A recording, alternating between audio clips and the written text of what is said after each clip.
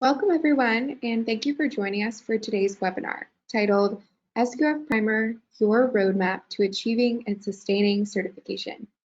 My name is Maya Elinario and I will be hosting. As you heard, all lines will be in listen-only mode for the duration of the webinar. However, we do want to hear from you, so please post your questions early and often in the GoToWebinar question box of the control panel on your right. We'll get to as many questions as possible during the Q&A section at the very end of the webinar. We will also have a survey that will appear at the end of the presentation that we encourage you to all participate in. It helps us to know how we did and how we can improve in the future. I would like to now temporarily turn it over to John from SQFI to go over the antitrust statement before introducing our key presenters today. Thanks, Maya. Hello, everyone. On behalf of the Safe Quality Food Institute, welcome to today's webinar. At this time, please take note of our antitrust statement, which has been provided to you. Conversations regarding price fixing, boycotting, trade restrictions, or other violations of antitrust law are to be avoided.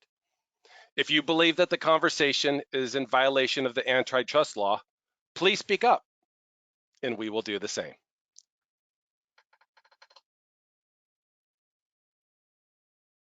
Thank you, John. I'm pleased to introduce today's presenters, Jeff Chilton, VP of Consulting at Intertech Alchemy, and John Lackey, SQFI Business Development Manager in the US. Now, before I turn it over to them, I would like to tell you a little bit more about them. Jeff Chilton has over 30 years of experience in the food industry, specializing in food safety, quality assurance, and plant management. Jeff has 23 years as a consultant, helping clients achieve and sustain GFSI certification under the SQF, BRC, and FSSC 22000 standards, and providing USDA and FDA regulatory compliance services for HACCP and food safety plan. Jeff is a certified SQF consultant, preventative control for human food lead instructor, and International HACCP Alliance lead instructor. Jonathan Lackey has over 14 years of experience within the certification industry, previously having specialized in organic certification for the fast-growing natural foods market.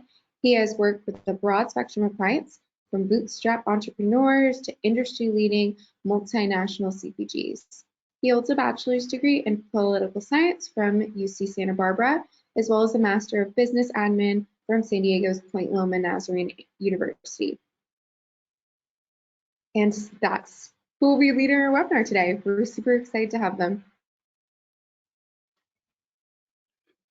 Thank you, Maya.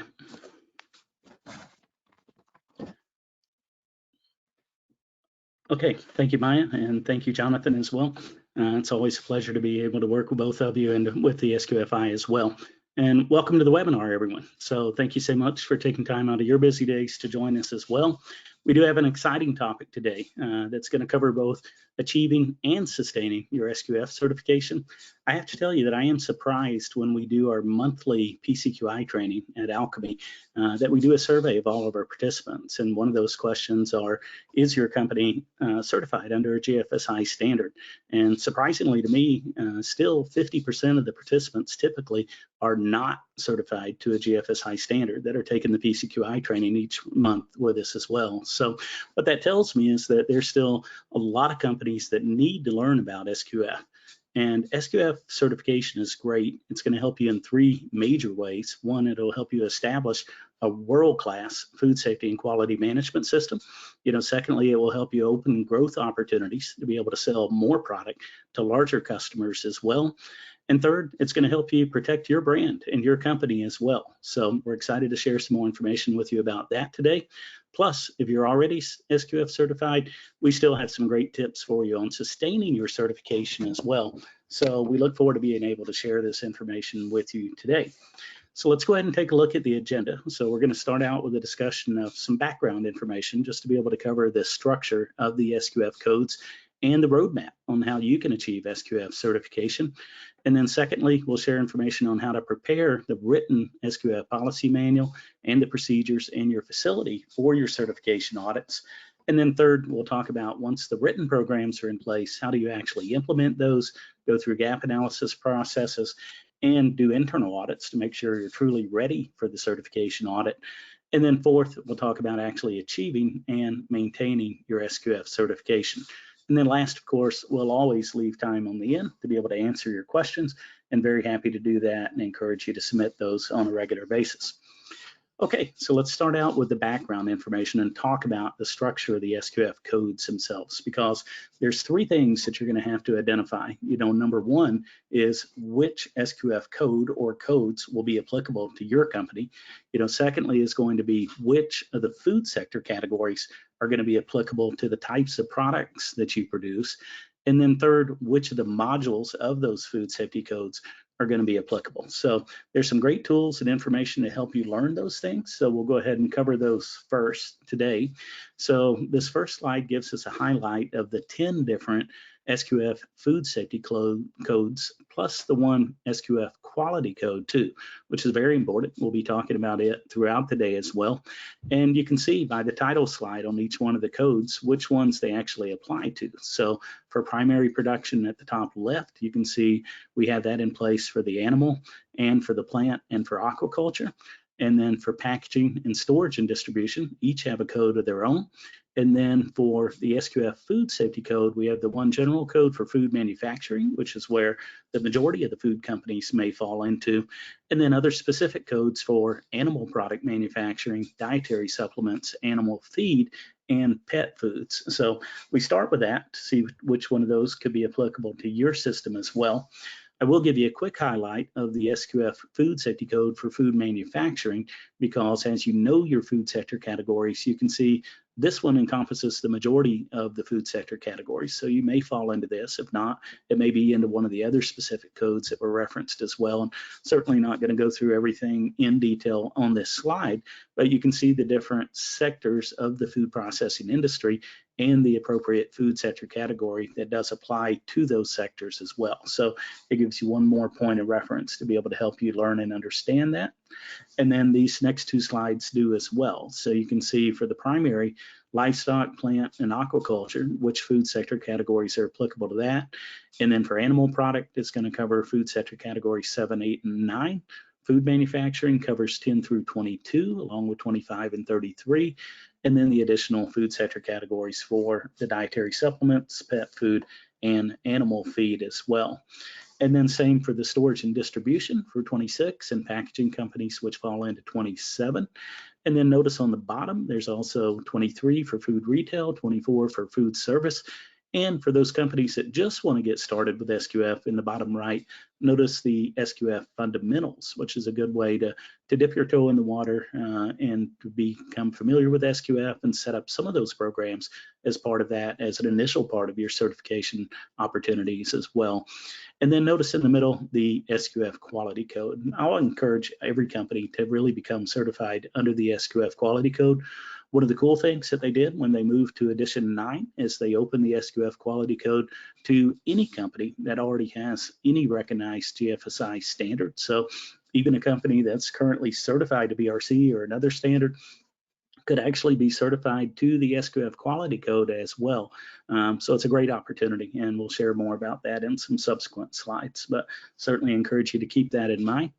Then once you know the code and once you know the categories, next you need to know the modules. And we'll start with module 2, which is called the system elements that apply to all of the different codes. And you can see a list of many different procedures here. Again, not going through everything on the slide, but essentially these are the procedures that lay the foundation for your food safety and quality management system as well. So those are some of the core elements that you'll need to have in place to be able to achieve the SQF certification. And then notice on the bottom of this slide, I love this, and SQF has a handy dandy SQF code selector tool that you can click on the SQF website at no charge, of course, and to be able to use that tool and help you identify which codes, which categories, and which modules apply to that. So I honestly never really played around that until last week, but was really impressed. It's a nice tool and it works very well. So I encourage you to use that if you have any questions around that area as well. So beyond the background information, SQFI has done a great job of identifying 10 steps on the roadmap to certification. So, these are some of the actions that you really need to go through to be able to become certified under SQF. So step 1 simply is to be able to register on the SQF assessment database. Step number 2, designating an SQF practitioner, and you actually need to designate an SQF backup practitioner as well. So you should have 2 different individuals with those types of titles as well. As you can see on the slide, the training is optional, so that is not mandatory. That's up to you. But again, could be highly recommended, and there's some great options for you to be able to do that through both online training options and through SQF's licensed training centers to teach and attend the implementing SQF course as well. And then number 3 is determining the scope of the certification. That's really identifying the codes and categories and sectors that we just talked about. And step 4 and 5 look simple on the slide: document your system and implement your system. But those are the 2 most difficult steps and take the longest. So we'll be detailing quite a bit more on those topics as we continue through our webinar today. Step 6 is another optional. This is not mandatory at all, but optional. You could conduct a pre-assessment audit or consulting gap analysis, and we'll share some information with both of those with you a little bit later as well. And then step 7, selecting your certification bodies. Then 8, actually completing the initial certification audit. And then there's a step 9 process to close out the non-conformances and the audit reports itself, ultimately leading to step number 10, which is when they're going to grant certification and you can celebrate your success. So one of the common questions we get from many companies that approach us at Intertech Alchemy is, how long does this process take? And I'll tell you, we'll typically recommend, 9 to 12 months if you have the luxury of time, typically at least 6 to 9 months if you can have that. So, it just gives you a good way to spread some of these tasks out and make sure that you're on a clear road with clear timelines and milestones to be able to achieve all of that. Having said that, I can tell you we've done accelerated versions of that if we had to, if a company just had to become certified to be able to continue to be able to sell product to their main customers. So in certain cases, parts of it could be accelerated, but overall for general planning purposes, it would be a good idea to allocate, 6 to 12 months to be able to go through this full process as a general rule of thumb. And I do want to encourage you, do not overlook as you're going through the SQF codes, don't just jump right to the standards themselves, but make sure you also pay attention to Part A requirements. And this is the section that's going to cover 3 main parts. A1 covers the food sector categories themselves. A2 covers the steps to achieving SQF certification, those 10 steps that we just walked through, and it gives you a lot more detail to be able to help you through that process. And then step A3 covers steps 11 through 15. So 11 talks about recertification audits and how often those take place. Step number 12 details surveillance audits. So if your score happens to fall into a comply rating, you will be required to do a 6-month surveillance audit as part of that process. So you could learn more about that in that section. And step 13 and 14, remember, you have to continually earn your SQF certification. So if things are not done properly, there are ways that SQF certification could be suspended and or withdrawn as well. And steps 13 and 14 outline those situations. And then step 15 includes the changes to the site SQF requirements as well. So a lot of great information in Part A that you don't want to overlook as part of that process. So once you understand the background information in this next section, we really want to talk about, all right, how do we get ready? So what do we need to do next? We actually have to prepare the written SQF procedures and the facility to get us ready for the certification itself. So if you don't hear anything else today, and don't look, just look at this one slide and hear this, because this is one of the most important things that we can say to you today is remember the SQF mantra. And I can't tell you how many times I've heard Leanne and Christy say this in training programs and various meetings as well. But if you always remember this, it will help you stay on track as well. But the mantra is say what you do what you say, and prove it. So always keep that in mind and remember that saying. So when you say what you do, that means you actually have documented written procedures that are going to detail what's required for your company to be able to demonstrate compliance with your SQF system, along with the training programs to make sure that all employees have general SQF awareness training and specific skills employees, like those employees that are monitoring critical control points or preventive controls or doing other key tasks, have key training to be able to demonstrate competency for their positions as well. So we want to say what we do, and then we have to do what we say. So that's the implementation piece that comes into it. So that means we're actually implementing the records and the procedures that have been documented, and we're keeping records on a daily basis or whatever cadence is required by your procedures itself. But that's demonstrating that we're actually doing what we would say we would do consistently in the written procedures that have been developed for the SQF system, and making sure that those employees are prepared for their interviews, that they can competently explain what they do and how they fulfill their role and their responsibilities, and be able to demonstrate their competencies through that process.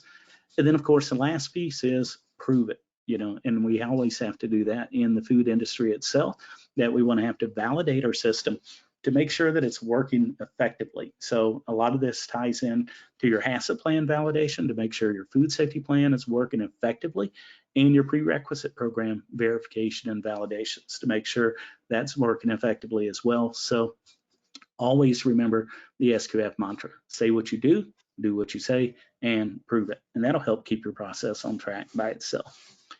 So let's talk about the SQF policy manual next. And we do encourage you to have a written SQF policy manual. So this is an overarching policy manual itself. One of the key things that should throw a red flag for you in your mind is if you're reading the code and you see the words "it must be documented," then make sure you highlight that and know that I need to have a written procedure to demonstrate how am I going to comply with that part of the code itself. So you want to ultimately create a policy manual with a procedure for each area of the code where it does state that you must have a documented procedure. And then within your overarching SQF policy, you can certainly reference other supporting programs. So if you may have more detailed procedures or work instructions that may give further information relative to that subject, you can certainly reference those in your SQF procedure as well. And then the next bullet talks about, we encourage you to align the policy manual with the code requirements by the procedure name, not the number, but by the procedure name, to make it easy for the auditor to follow along and for your company to demonstrate how do you comply with those requirements as well. So this is not an unachievable task. Typically, this is going to include maybe 40 to 45 different written procedures, based on the requirements of the SQF Food Safety Code for manufacturing itself. So, certainly something that can be done. And as a best practice, we always recommend that you document annual reviews of each procedure in the policy manual as well. So you have a date when the procedures were created, but also make sure you take a look at them, make sure they stay current and that they're updated on an annual basis as well. And then notice on the right-hand side of the slide, we just added some alchemy insights for you. And the first two kind of correlate, but the very first thing I encourage you to do is when you're writing your procedures, do not, and I repeat, do not just restate the requirements of the standard. As a former SQF auditor for over 10 years, nothing was more frustrating as an auditor to just read a policy and your policy says exactly what the code requires, but it doesn't say how are you going to comply with it.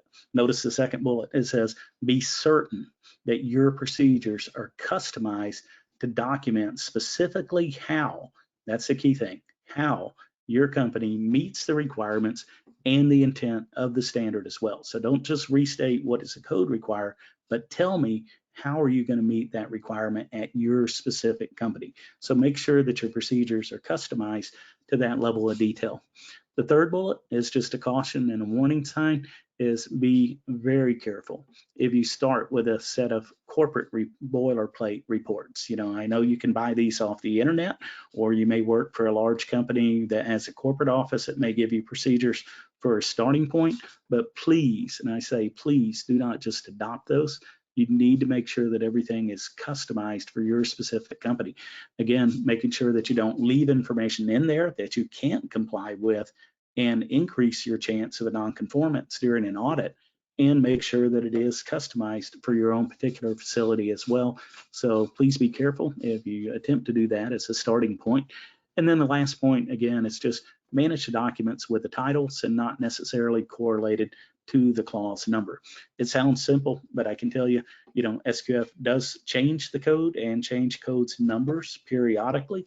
And I know one of the most frustrating complaints that they heard back from the industry is, why do you keep changing these code numbers? Now I got to change all my policy manual, but you don't have to include that number on your written policy. So, if it's an approved supplier procedure, title it approved supplier. So that way you'll always know what it correlates to, but you don't necessarily have to put the number on the procedure itself. So that'll make life easier for you. The other thing I encourage you to look at in terms of documentation is don't overlook the required risk assessments. That the SQF code does document risk assessments in at least 12 different areas of the code, and I've listed several of those for you here on this slide. Again, not going through the detail, but I know that a lot of companies actually did have non-conformances when they had their initial SQF Edition 9 audits because they did not have these risk assessments properly documented. So number one, I encourage you to make sure you know and understand, how do you perform a risk assessment? So how do you identify the potential hazards that could occur? How can you do a risk assessment, which would include a likelihood and a severity evaluation of that particular hazard? And then ultimately, how do you identify the control measures for that process? So make sure you understand how to do that and how to document that as well. And then, of course, make sure that you document a risk assessment for each part of the code where it is required, as indicated here. All right, then once you have your written procedures in place, the next thing you have to do is actually prepare the facility. And if you notice on the bottom right of this slide, one of the things I always like to talk to companies about is think about it from a people, a product, and a process perspective, and also the environment or the infrastructure. So if you keep all of that in mind, that'll help you prepare the facility to get ready. So if you notice on the left-hand side, and we certainly encourage you to do a detailed facility inspection to look at the structural conditions against the code requirements. And that's everything from the floors, the walls, the doors, the overheads, which are critically important, along with the ceiling and the roof, even the exterior of the building. Make sure you don't overlook any areas, places where you have loose caulk and things like that. So do a detailed facility inspection as a starting point. And then secondly, do a detailed equipment inspection. Look at all of the processing equipment and the conveyor belts that are used to move your product around. Look at their conditions. And, we're looking for sanitary design. We're looking for bad welds. We're looking for no loose parts. We want to make sure that any tools, utensils, plastic materials are not frayed, and that the conveyor belt conditions are okay. So do a detailed inspection of each piece of equipment to make sure that you can operate it in a sanitary manner, and also that it doesn't potentially contribute to a foreign material contamination as well. And then the third part of it is to do a detailed GMP product handling and process inspection as well. So looking at your employees to see, are they truly washing their hands when they're supposed to? Are they really wearing all the right personal protective equipment that's been identified according to your GMP procedure as well? And then look at the product flow and making sure that you have no product on the floor as possible. These are key. I can't tell you how many times I've been in plants where I'd see companies take a box of product off a pallet, actually put it on a man stand where an employee may walk, and then open it up from there, flip it over and dump it into a blender. And then you have a chance of debris from that man stand going into the blender itself. So, it sounds like common sense, but really take a look at the way you handle the product at each step of that process to make sure it's being handled properly and you're not introducing a risk of contamination during that point. And then other key things, rework, recoup product, make sure you don't overlook those in your flow charts and the way you're handling that. The labeling of the finished product and the verification of the labels, critically important. Even airflow, in your high risk plants, to make sure you have positive air pressure that's pushing air out of the high risk areas into the low risk areas. And so lots of details around doing those types of inspections as well. So, do all three of those types of inspections and then make a list where you may have issues with the compliance so you can implement the proper corrective actions for that. On the right-hand side for Alchemy Insights, here's your opportunity. And I encourage you to remind senior management that they have to provide resources in terms of personnel, capital expenditures, training time necessary to comply with the SQF requirements. The code itself starts out with management commitment. So this is your opportunity to ask for and receive the resources you need to be able to properly maintain your food safety and quality management systems as well. So I encourage you to do high-level training at a senior management level to make sure that you secure their commitment and help them understand their role and their responsibility as well.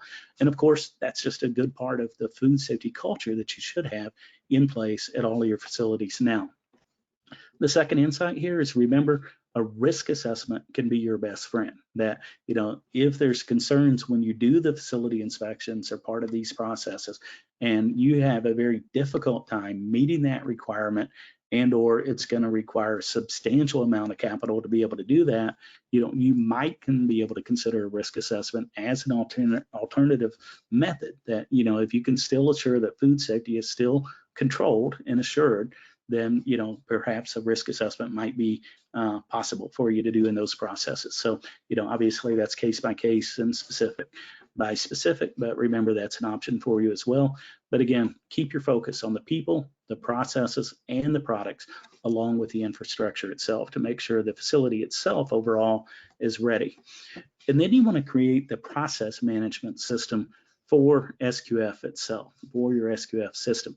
We always have to remember that we know things change rapidly on a day in and day out and week in and week out basis at your companies. You're always introducing new finished products, maybe bringing in new raw materials, maybe new suppliers of the same raw materials, maybe new pieces of equipment and new production lines. All of these are changes that occur on a routine basis that you need to make sure you manage with your SQF system as well. So when you write your SQF policy manual, it's not a one and done event. It's something that you're going to have to continually revisit and update as necessary to make sure that it's going to be sustained as part of this process. And you can see, through the list here, management review process and meetings, everything from the SQF practitioner meeting on a monthly basis with management to formal management reviews, which you would do at least on an annual basis, maybe quarterly would be even better.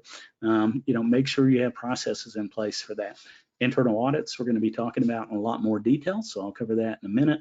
Your prerequisite program verification and validation schedules, critically important. And they're going to occur different activities and different cadences that you need to follow to make sure that you do that. So make sure that's in place. Your SQF system verification and validation and system changes, you need to have a process in place. So if we're installing a new production line, how are you going to document that change occurred? And what impact does it have on what elements of our SQF system? And then ultimately, how do we verify and validate that that change has been implemented effectively as well? So you need to have a good process in place for that, along with the test, everything from mock recalls, food defense plans, crisis management plan tests. Have a routine system to be able to do that on a regular basis. Remember, when you develop new products and you commercialize those products, there's an ongoing process as to how you have to do that. And same thing with the equipment, all the way from the purchasing of new equipment, whether it's new or used, in terms of specifications for the equipment, and once it's installed and commissioning of that process as well. So make sure you have a system in place to manage these types of changes all along the way as well. And then next, we want to talk about the implementation. So once we have our written procedures and our change management systems in place, what are we going to do next to actually do what we say? We said what we're going to do. Now, do what you say, now say what you do. So this is the say what you do implementation part of what we want to talk about here. So we start with the implementation plan. Remember that the documentation of the policy manual is just the first step. So now we have to do what the written procedures require us to do. And typically that's going to require records. So you're going to have records associated with those procedures for different activities that have to be completed at different timelines. And we want to make sure that we're keeping those records on a consistent basis to demonstrate consistent implementation of your SQF system itself. Again, remembering to complete your training, both SQF awareness training for all your employees and the specific skilled employees as well, to make sure that you have that documented. And then you have to give some time to actually implement your SQF system. That's why I told you that implementation timeline over that 10-step roadmap, typically 6 to 9, 6 to 12 months, somewhere in that range, because you need to be able to prove to your certification body that you've effectively implemented the system.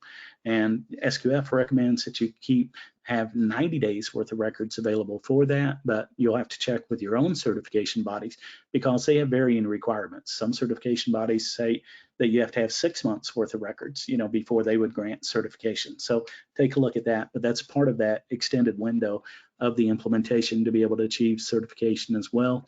And then last, critically important, is once you think you're ready, that's when you want to do an internal audit. We'll talk about that in just a moment to make sure you assess your compliance and implement corrective actions before you actually go through your official audit itself.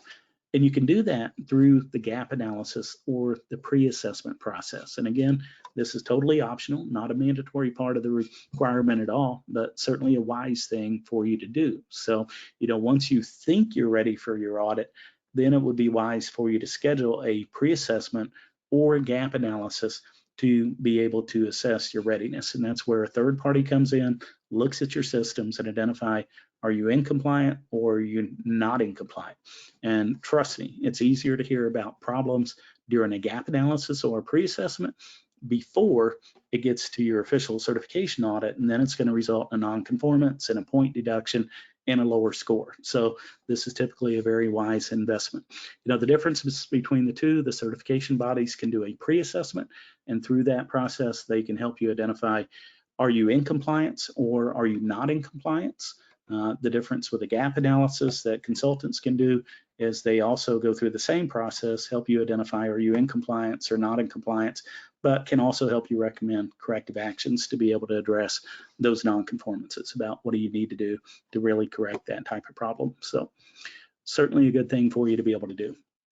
Next, I want to talk to you about internal audits. And again, internal audits like risk assessments should be your best friend, because one of the greatest things I ever heard a QA manager tell me is that he said, I don't mind if you point out something that I already know about, but what really bothers me is if you find something in my plant that I didn't know about. And I totally respect that for a QA manager, and I hope that would be your ambition as well, because what I would encourage you to do is make sure that you have a robust internal auditing program that's going to be so good that if you do have a problem in your plant or in the records or in the programs, you're going to find it yourself before it has to be pointed out by anyone as a third party. So 2 things to keep in mind for internal audits. Remember, there's program internal audits and there's site internal audits. And these are addressed separately in the code, as you can see on the slide, under 2541, 2543, 2 different requirements. The program audits, you're going to cover all of that during your SQF audit checklist tool. And I'm going to give you a link to that where you can download it free of charge off the SQFI website. But if you go through that and go through all of the module 2 and all of the other applicable modules, it shows that you've done an effective internal audit of all of the requirements of the SQF standard, at least on an annual basis. So that's one piece of it. The second piece of it are the site inspections, and those need to be regular inspections where you're looking at the equipment, you're looking at the GMP, and you're looking at the facility infrastructure itself. In high risk, open, exposed areas of the plant, certainly I would think you would do that on a monthly basis or more if you chose to. In non-exposed products, you might be able to justify a lesser frequency for that, but you need to decide what's a sufficient frequency based on your operations itself. And then 2 other things not to overlook. Remember that the staff conducting the internal audits must be trained. So you have to either do internal training or an external training so they know what to look for during these internal audits and how do you document the results and implement the corrective actions. And remember, they need to be independent of the area being audited. Even quality assurance. I was with a client one time and they actually got a non-conformance because quality assurance audited their own programs, and that was a non-conformance. So they had to change the system out and let a different department audit quality assurance. So keep in mind, to avoid bias, it needs to be independent of that area as well. So ultimately, as you build these internal audit programs, you're going to have an internal audit schedule to show what's going to be checked when. and a team, and that's a key is a team. It's not one person, but a team of individuals that you can rely on to be able to do this. Follow the checklist or whatever methods you use to choose to do your internal audits. Keep the records and document the corrective actions as part of that process as well.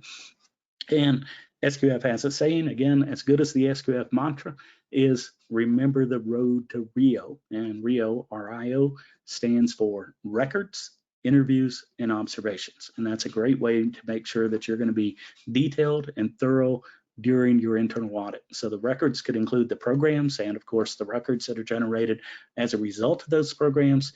The interviews are the actual interviews that you're doing with the employees in the plant to be able to let them communicate their roles, their responsibilities, how do they keep records, and why do they do what they do. And of course, the observations are the actual observations made in the plant about are you in compliance with the system or not. So that's a great way to make sure that you set up your internal audit system. And then our last section here talks about achieving and maintaining the SQF certification itself. So if you're going through your initial certifications and recertifications, in this case, the scores and ratings work like this. So, ultimately, if you can achieve a good or an excellent rating, then you can be eligible for a 12-month recertification audit. So to be excellent, you could have no more than 4 minor non-conformances, which result in a score between 96 and 100. To be good, you could have 86 to 95. If you fall from 70 to 85, that's going to be a comply rating that would trigger a 6-month surveillance audit. Or if you score below a 70, it's going to be a failure to comply and no certificate would be issued for an initial certification audit itself. So that's how the scores and the ratings work. And then to come up with a score, it's all based on the non-conformances. And keep in mind, non-conformances are categorized in 3 different ways. They could be minor, major, or critical. So a minor would be a random or an infrequent failure that would result in a 1-point deduction. A major would be that the criteria is not met at all, or a systemic non-conformance. Maybe there's a problem with employees not following GMPs throughout the facility or not keeping records properly throughout the facility. So if there's systemic issues, they could be classified as a major, which would be a 5-point deduction, or critical, could be a significant public health risk or product contamination. That if you find out products being mislabeled and an allergen's not being declared on a label, or you see a product contamination itself from a foreign material or other type of issues, or systemic falsification of records. We have to make sure that we have integrity in all that we do, including our records. So a critical would be a 50-point deduction and a failure.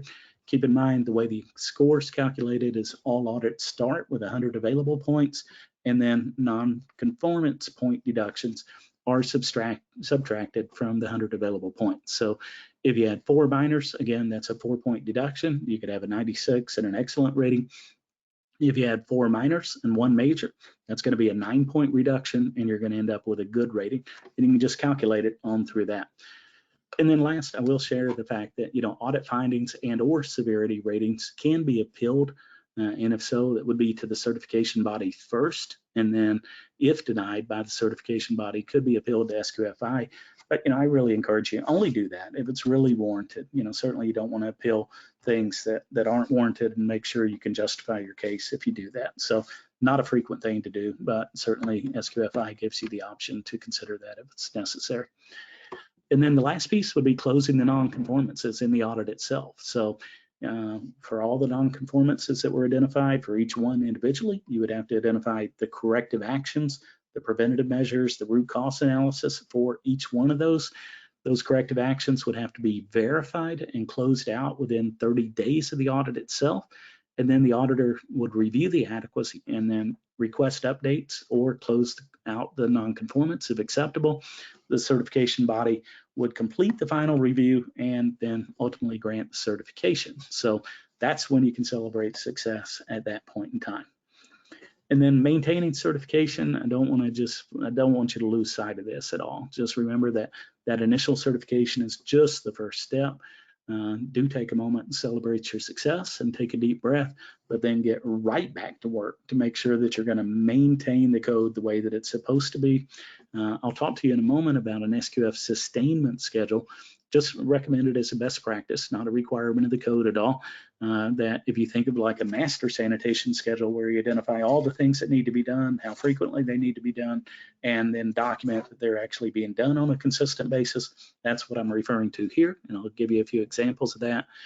And then keep in mind, you have to keep the processes in place to manage the changes as they occur as well.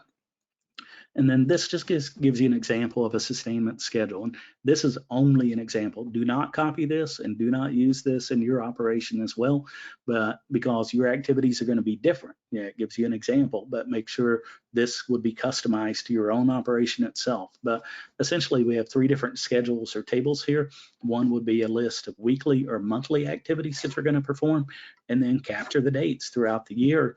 What date was that actually done on?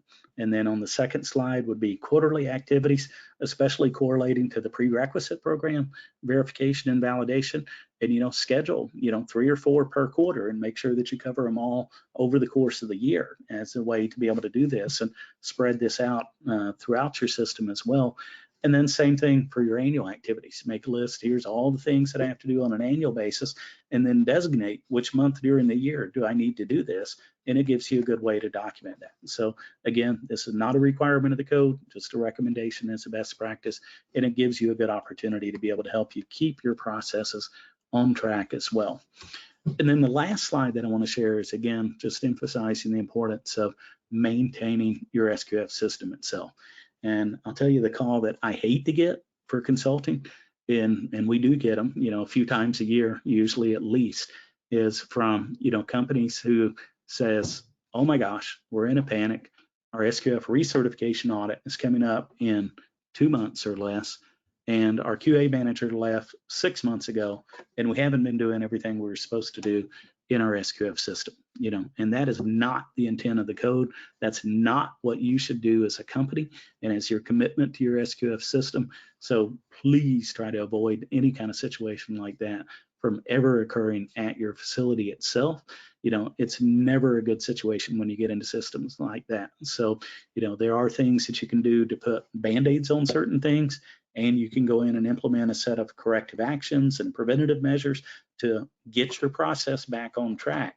And there may be some consideration for that, but certainly you're going to be apt to a greater number of non-conformances during your recertification audits as well for not maintaining the system the way that it should have been with all of those weekly and monthly and quarterly activities that need to be done.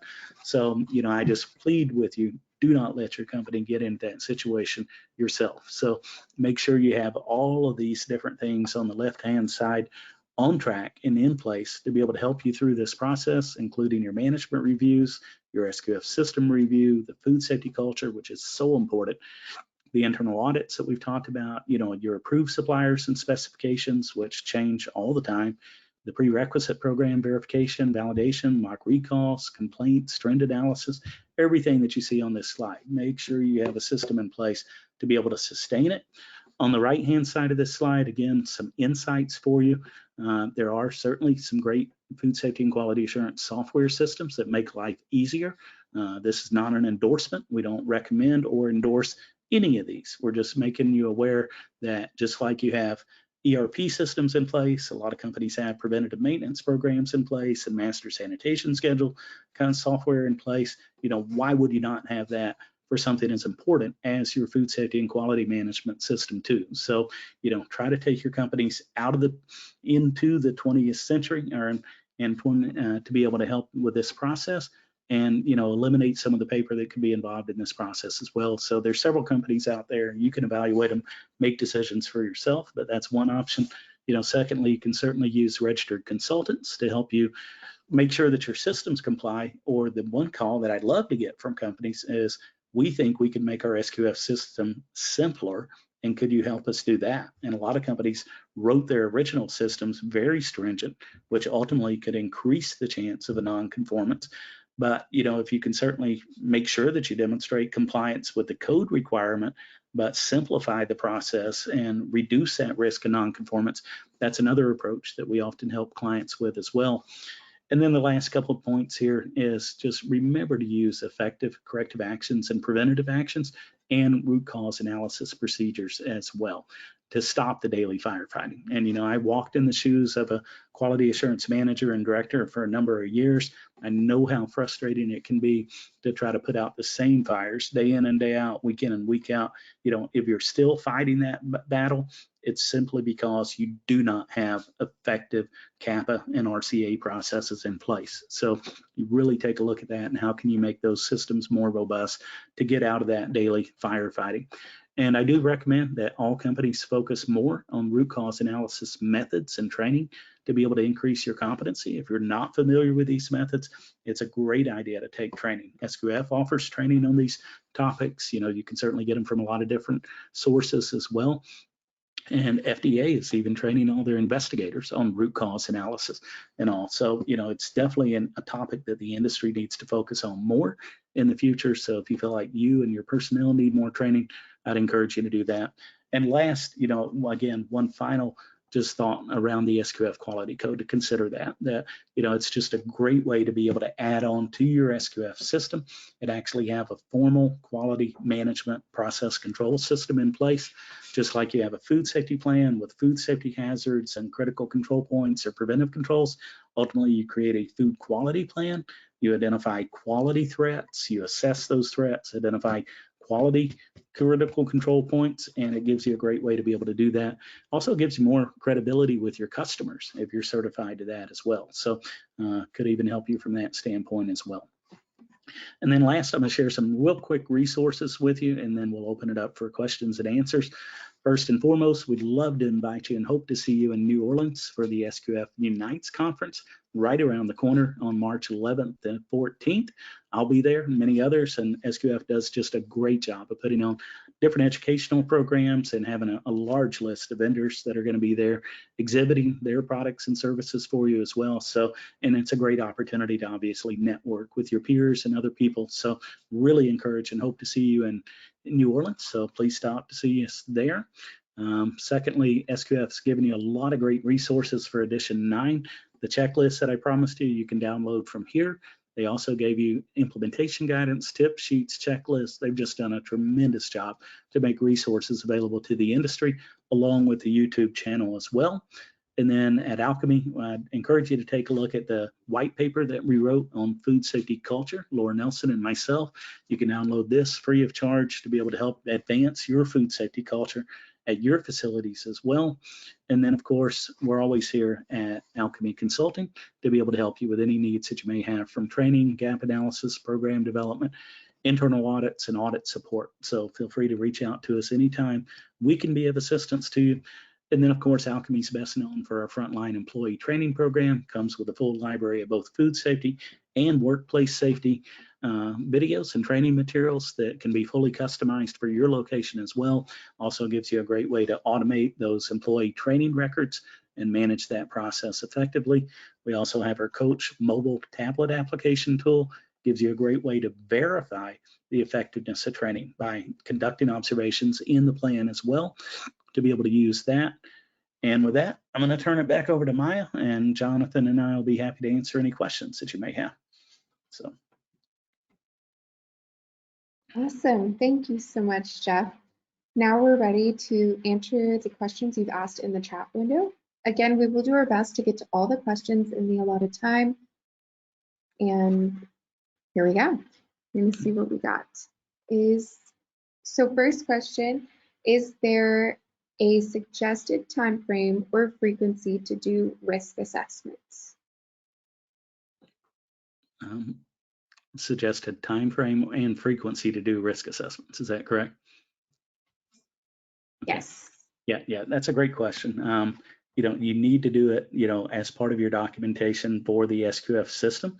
You know, in that case, unless the risk or the severity changes, that may just be a one-time event. So, you know, and when you document that and put it in your SQF policy manual with your procedure, that risk assessment, you know, should be reviewed annually, but, you know, actually may not change even from year to year unless the hazard changes or new hazard may be introduced. and or the likelihood of that hazard may change, or the severity, then you would need to be able to make updates for that. But typically you would want to make sure that you do that as part of your initial policy documentation, and then review those and update them if necessary, at least on an annual basis. Or Jonathan, anything you want to add on that one? No, Jeff, as the presentation demonstrated, your experience and insights shined with that response, so I don't have anything else to add. Okay, thank you. Awesome. Another participant asked, what changes should we expect in the upcoming SQF Edition 10? I'll let you have that one, Jonathan. Well, that's something that we're working on right now. So Edition 10 is going to be coming out probably mid-2025. So we're taking industry input and what have you. But as with every edition change, it's going to basically make sure that the SQF codes align with the GFSI requirements. So it's largely driven by that, as well as a process of continuous improvement. So the only thing I'll add to that, Jonathan's exactly right. But keep in mind that the Global Food Safety Initiative at mygfsi.com, make sure you're keep on top of their processes, and as they update their benchmarking requirements, you can see it there first, and then know when those are updated. That's going to cascade down through SQF and the other certification program owners as well. So that gives you a heads up of what's coming to expect as changes too. So that's another good resource to keep your eyes on. Great. Next question. Is there an ideal size for the food safety team required to create an SQF system? What recommendation do you have for a very small company? Yeah, the best recommendation I can have is, number one, it should still be a team. Don't let all the responsibilities of SQF gravitate to one person. I can tell you a real life true story. I did an SQF audit at one time, and this was a good while back, but it was at a company in the Boston area, and nobody in the entrance meeting other than the QA manager, nobody in the exit meeting other than the QA manager. This poor QA manager was the only one that had any responsibility and any support all the way through the audit. I actually cited a major non-conformance for management commitment to that company when I did that audit itself. So don't let just one person, carry all the responsibilities for SQF. So team is a key word. So, and have as many people involved as you can. Most importantly, it should be a multidisciplinary team. So you have people with different departments represented. So, obviously you have operations people, hopefully you have quality assurance people, you probably have maintenance people, sanitation people, receiving, shipping, even research and development. I would even throw human resources in there. So, most importantly, I would just say, make sure that you have a multidisciplinary team with different departments represented in your company. And it does help to make sure everybody understands their requirements. And I promise you, the people that participate on that team actually become some of the greatest sponsors for your SQF system and help cascade that through your company as well. Great points, Jeff. And we have another question coming in. What triggers a 6-month surveillance audit? A 6-month surveillance audit would be triggered by a comply rating. So based on the number of non-conformances and the severity of those non-conformances, if that point deduction would result in a 15-point deduction or more. So if you went down to that 85 level, from a 70 to an 85 level and get in the comply rating, then you would be in a 6-month surveillance audit situation. So that in that case, you're going to have to go through the same process again in 6 months, and they'll verify sustainment of the corrective actions that have been taken. But it is, another full audit process that you'd have to go through.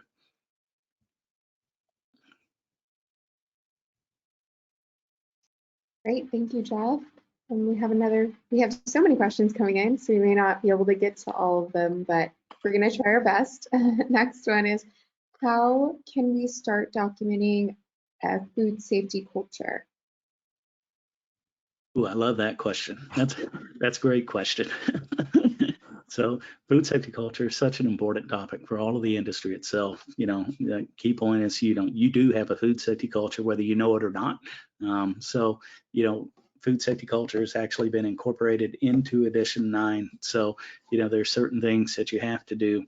I love the objectives part of the food safety culture. So what it defines is that you have to define the objectives for your company. So, when we work with our client companies, we'll help them identify, minimum of 5, typically 10 different objectives for their food safety and quality management system, and at least 2 or 3 of those may be correlated specifically to food safety culture. It could be around, how many suggestions or feedback did you receive from your employees on how do you improve your food safety and quality management system, or what were the results of your Gemba walks or your,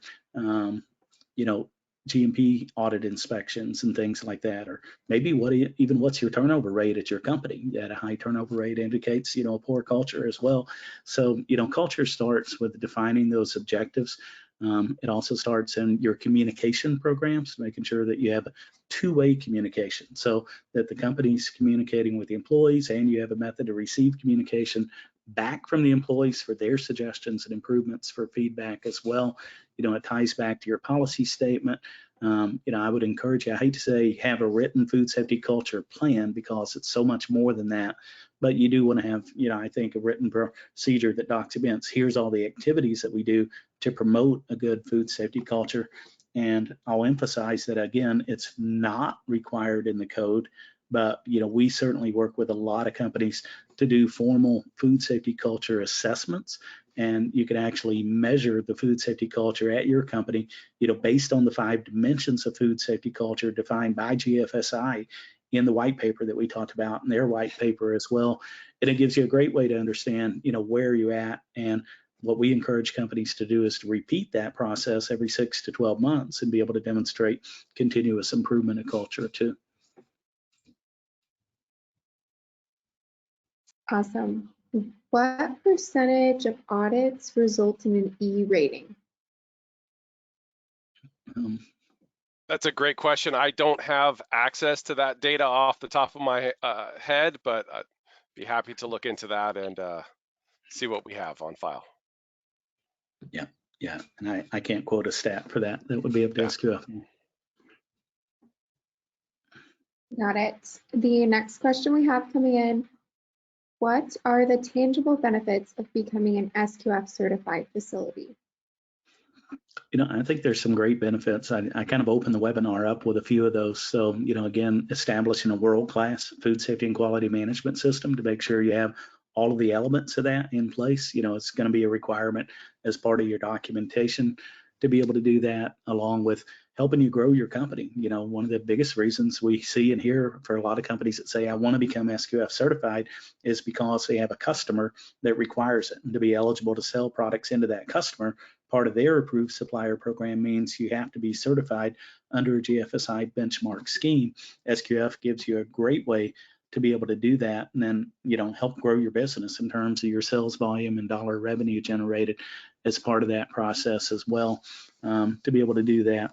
And then again, protecting your company and protecting your brand. When you think about what truly is your risk of a product recall from happening, or a foodborne illness outbreak from happening from your own facility, if you have this world-class food safety and quality system in place, that you will with all the SQF procedures, it helps you mitigate the risk of those types of product recalls and foodborne illness outbreaks that we've all seen, what a catastrophic effect that situations like that can have on companies that, literally go out of business overnight when they get in situations like that.